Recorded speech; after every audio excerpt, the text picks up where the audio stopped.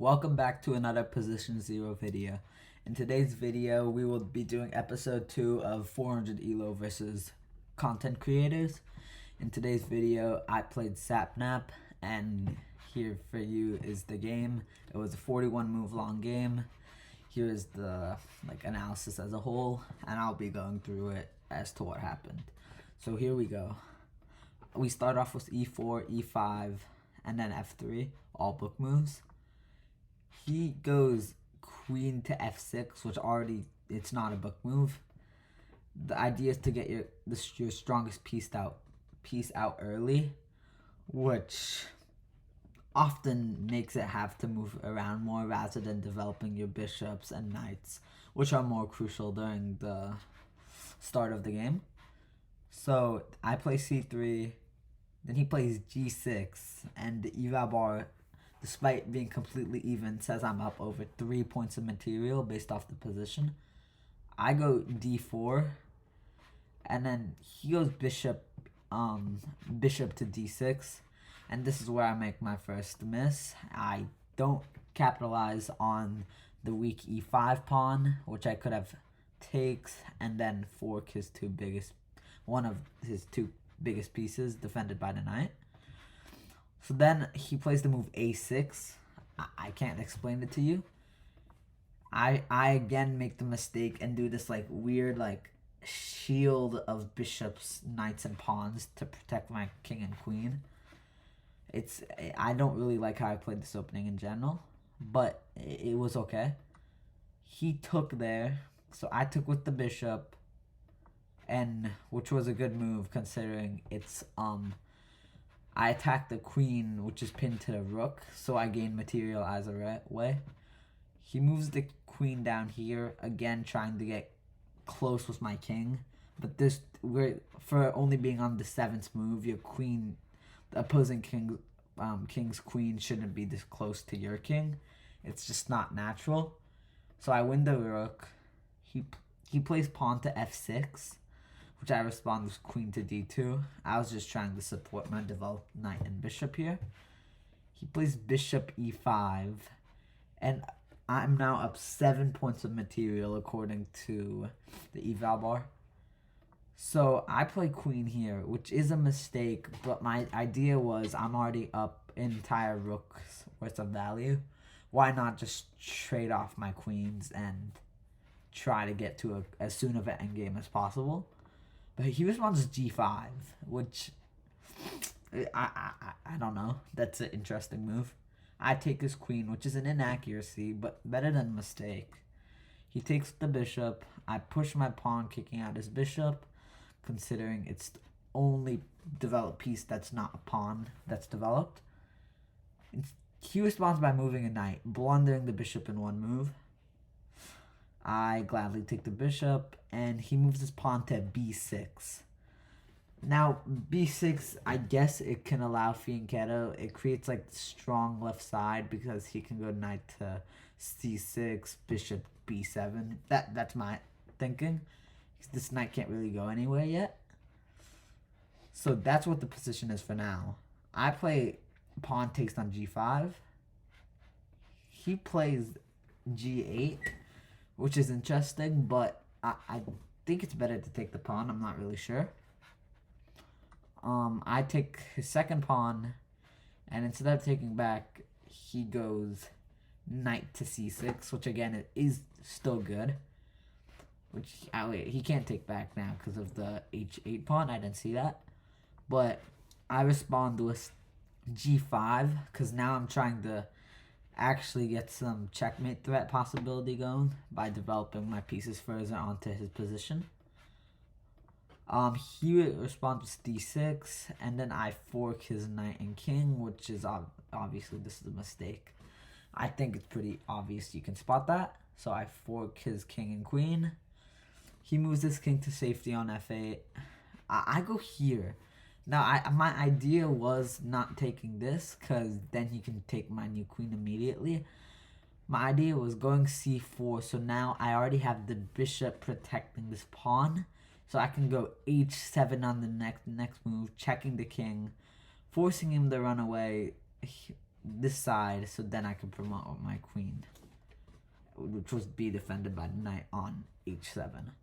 That's exactly what happened. He tried to block with d5, which is just blundering a pawn. I took. He moves his knight out of the way, and there was a mate in 3 in this position.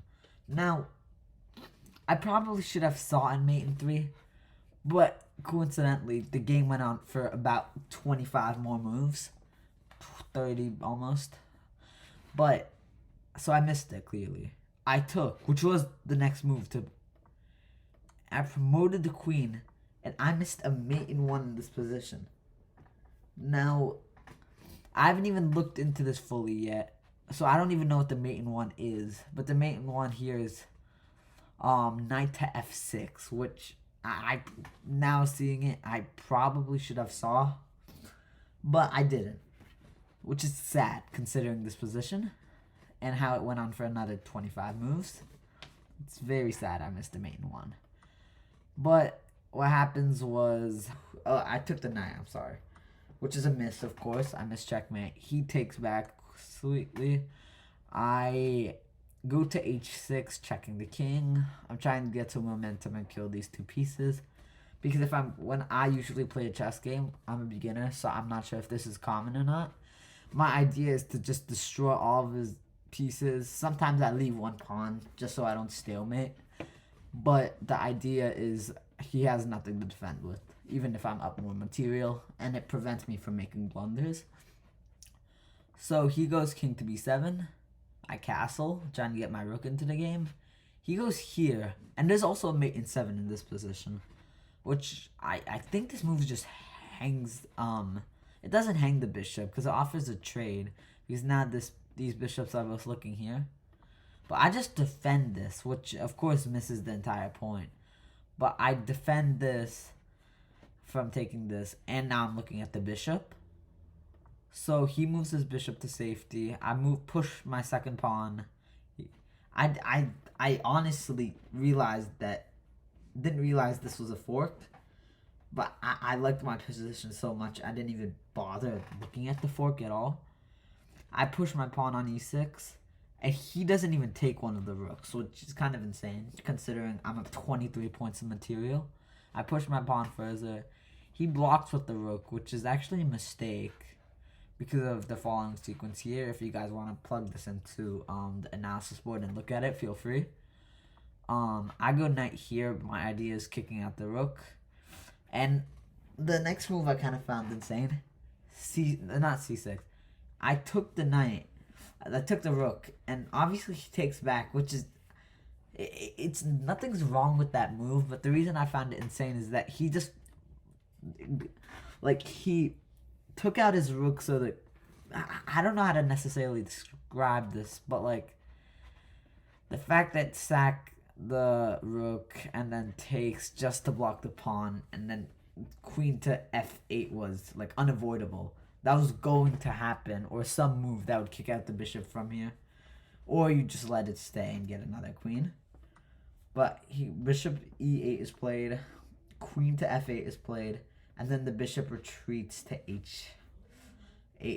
h5. After this, I get another queen, which of course he is going to take. After takes, I take back. And after king to a7, I do the move d8. Pawn to b5 is played, and from this position we are only 6 moves basically away from checkmate. There's a mate in 2 in this position, but for me it took more than that because I'm kind of slow. But I started off with the move queen here because I wanted to switch the rook and queen's position. King was played there. I checked the king. King moved down to b6. I checked with the bishop. He blocked it with c5. I checked with the knight. He moved down to a5. I kind of let him escape. From this position, I played b4, which was, I mean, it was kind of bad. I just kind of let my pawn hang. But because I'm up so much material, it's not necessarily a bad move.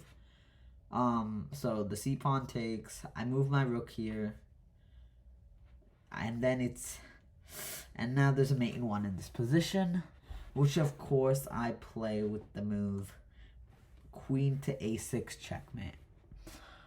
So feel free if you guys want to analyze my not necessarily good games. If you want to plug it into the chess.com analysis board, feel free to go ahead. It's not a too complicated game considering the people and the bots playing it aren't really good.